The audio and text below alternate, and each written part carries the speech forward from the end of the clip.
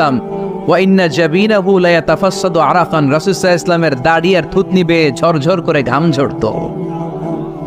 এক সাহাবীর মাথার মধ্যে পা রেখে বিশ্বনবী শুয়ে আছেন, ঘন্টাখানিক শুয়ে থাকলেন। সাহাবী বলে আমার ব্যথা লাগে না। বিশ্বনবী শুয়ে আছেন, হঠাৎ করে বিশ্বনবী ঘুম থেকে জাগলেন, কিন্তু এই সাহাবীর রানের উপর থেকে মাথা তোলেন নাই।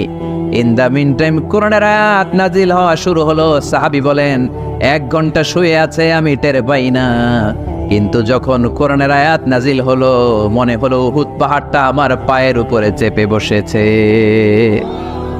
ঘন্টাখানিক শুয়ে আছে বিশ্বনবী সাইয়েদনা যায়েদ রাদিয়াল্লাহু তাআলা আনহুর রানের মধ্যে মাথা রেখে, উনি টেরই পাচ্ছেন না। কিন্তু ইন দ্য মিন টাইম হঠাৎ করে সাইয়েদনা জিবরাইল কোরআনের আয়াত নিয়ে আসলেন।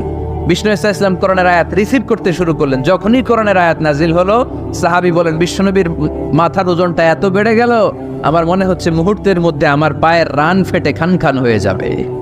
তার মানে এই কোরআনের মধ্যে পাওয়ার আছে না নাই? এটাকে হালকা বাণী না ভারী বাণী? প্রতিদিন যদি এই ভারী ভারী কথা বিশ্বনবীর কাছে রিসিভ হয়, বিশ্বনবী এই অহির ভার স্নায়ুতে সহ্য করতে পারবে?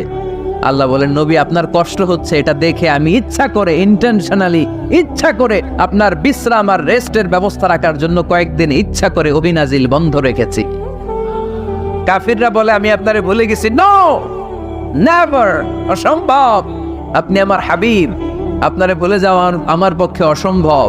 আমি আপনার উপর রাগ করি নাই, আমি ইচ্ছা করে ওহিনাজিল না করে আপনার কিছুদিনের জন্য ছুটি আর বিশ্রামের ব্যবস্থা করে দিয়েছে। চিল্লায় পড়েন সুবহানাল্লাহ। এজন্য আল্লাহ শপথ করে বললেন ওয়াদ-দুহা ওয়াল-লাইলি ইযা সাজা মা ওয়াত্তা'আকা রাব্বুকা ওয়া মা ক্বালা। আলোর শপথ, অন্ধকারের শপথ।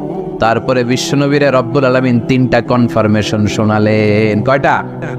প্রথমে 2টা ওথ, মানে 2টা শপথ, তারপরে 3টা কনফার্মেশন, তারপরে 3টা রিমাইন্ডার, এন্ড ফাইনালি 3টা ওয়ার্ক প্ল্যান, মানে কর্মসূচি। বাংলায় বললে প্রথমে আল্লাহ 2টা শপথ করেছেন, তারপরে 2টা কনফার্মেশন করেছেন, মানে আমি আপনাকে কনফার্ম করলাম যে এগুলো আমি আপনাকে দেব।